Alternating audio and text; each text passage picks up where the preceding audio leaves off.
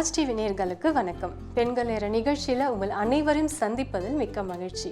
நான் உங்கள் doctor Anitha Vijay, women empowerment and skill development counsellor. இன்னைக்கு செக்மெண்ட்டில் நம்ம பார்க்க போகிறது GIM, அதாவது குளோபல் இன்வெஸ்டர்ஸ் மீட்.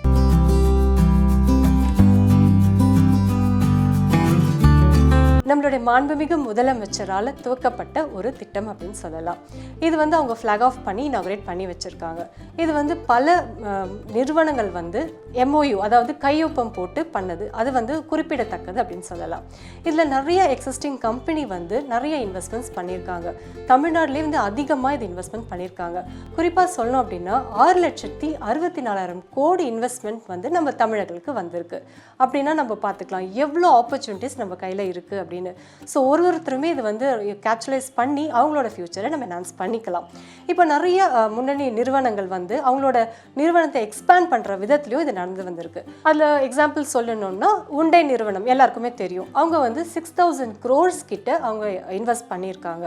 அதுலேயும் இன்னும் சிறப்பாக என்ன அம்சம் பார்த்தீங்கன்னா, ஃபர்ஸ்ட் டேலே கன்சியூமர் ப்ராடக்ட்ஸ், அதுக்கப்புறம் எலக்ட்ரானிக்ஸ், EV, லாஜிஸ்டிக்ஸ், இந்த மாதிரி விஷயங்களாமே நம்மளோட மாண்புமிகு முதலமைச்சர் தலைமையில் நடைபெற்று வந்திருக்கு.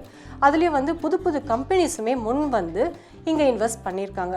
இப்போது முழு இந்தியாவோட கண்ணுமே நம்மளோட தமிழகத்தில் தான் இருக்குது. அவ்வளோ ஆப்பர்ச்சுனிட்டிஸ் நம்மளுக்கு கொட்டி கிடக்குது. ஸோ ஒரு கம்பெனியுமே இன்வெஸ்ட் பண்ணதுனால வேலை வாய்ப்புன்றது அதிகபட்சத்தில் நம்மளுக்கு இருக்குது. இப்போ வேறு நிறுவனங்கள்லாம் இருக்குது இல்லையா, அடிடாஸ், போயிங், அந்த மாதிரி கம்பெனிஸுமே இதில் இன்வெஸ்ட் பண்ணியிருக்காங்க. இன்னும் வின்ஃபாஸ்ட், அது இப்போ டாக் ஆஃப் த டவுன் அப்படின்னு சொல்லலாம். இது அந்தந்த ரீஜனில் இருக்கவங்களுமே இதுக்கான வேலை வாய்ப்புகளை தேடி அவங்க பயனடைஞ்சுக்கலாம்.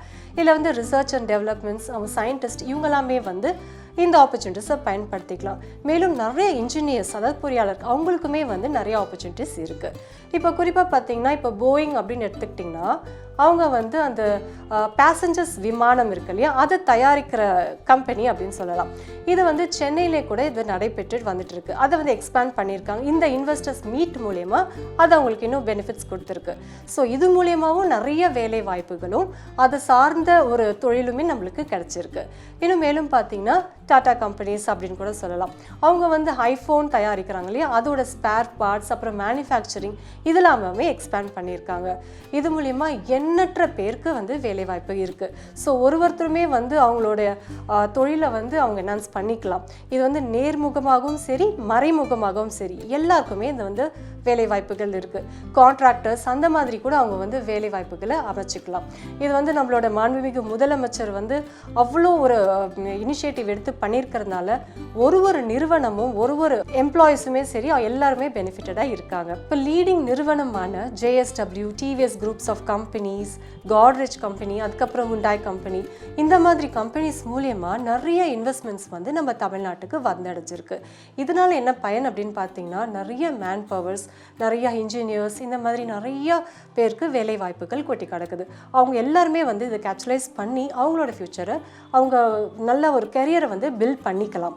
அது மட்டும் இல்லாமல் இப்போ நிறைய ஆல்ரெடி எஸ்டாப்ளிஷ் ஆன ஒரு கம்பெனிஸ்லாம் இருக்குது இல்லையா, அந்த மாதிரி கம்பெனிஸ், அதாவது இப்போ நான் பேசணும் இல்லையா, போயிங், அந்த மாதிரி கம்பெனிஸ், அது மூலியமாகவும் நிறைய வேலை வாய்ப்புகள் இருக்குது.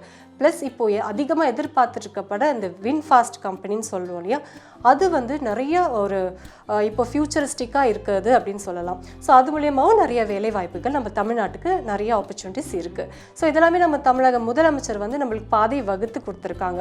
ஸோ ஒருத்தருமே இதை ஒரு மனசில் வச்சுட்டு அந்த கேரியரை டெவலப் பண்ணுறது நம்ம கையில் தான் இருக்குது. அடுத்தது பார்த்திங்கன்னா டாடா எலக்ட்ரானிக்ஸ், அதில் 7,000 கோடி இன்வெஸ்ட் பண்ணி இந்த பிளாட்டை ஆரம்பிச்சிருக்காங்க.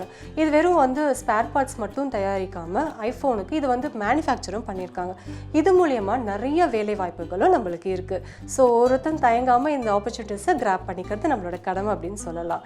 நெக்ஸ்ட் பார்த்தீங்கன்னா பெகட்ரான் அப்படின்ற ஒரு கம்பெனி, இது கன்சியூமர் ப்ராடக்ட்ஸை தயாரிக்கிறாங்க. இது மூலியமாகவும் நிறைய பேருக்கு வேலை வாய்ப்புகள் இருக்குது. ஸோ இந்த GIM மூலியமாக நிறைய ஒரு வேலை வாய்ப்புகளுக்காக தேடிட்டு இருக்க ஒவ்வொரு இளைஞனும் இதை எடுத்து பண்ணோம்னா அவங்களுக்கு ஃப்யூச்சர் ரொம்பவே அற்புதமாக இருக்கும். இந்த GIM இந்த திட்டத்தை பற்றி ஃப்யூச்சரில் இன்னும் விரிவாக நம்ம பார்க்கலாம். ஸோ இந்த தகவல் ரொம்பவே பயனுள்ளதாக இருக்கும்னு நினைக்கிறேன். இனி வரும் நாட்களில் வேறொரு பயனுள்ள தகவலோடு உங்களை சந்திக்கிறேன். நன்றி, வணக்கம். இந்த நிகழ்ச்சி பற்றிய தங்களின் மேலான கருத்துக்கள் வரவேற்கப்படுகின்றன. அனுப்ப வேண்டிய இமெயில் முகவரி பெண்கள் நேரம் 23@gmail.com. இந்த நிகழ்ச்சியில் பங்கேற்க விரும்புவோர் தங்களின் படைப்புகளை முழு விவரங்களோடு அனுப்ப வேண்டிய வாட்ஸ்அப் எண் 8148269566.